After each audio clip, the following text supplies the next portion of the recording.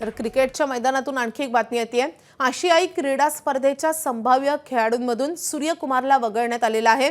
30 जणांच्या संभाव्य संघात वैभव सूर्यवंशीचा समावेश मात्र करण्यात आलाय। 19 सप्टेंबर पासून सुरू होणाऱ्या आशियाई क्रीडा स्पर्धेमध्ये आता T20 फॉर्मॅटमध्ये सामने होतात। जूनमध्ये 15 जणांच्या अंतिम संघाची निवड होईल। मात्र 23 सप्टेंबर पासून वेस्ट इंडिज संघ भारत दौऱ्यावर येणार आहे। तत्पूर्वी ज्या 30 जणांची संभाव्य जणांची यादी करण्यात आलेली आहे त्या यादीमधून सूर्यकुमार यादवला वगळण्यात आले।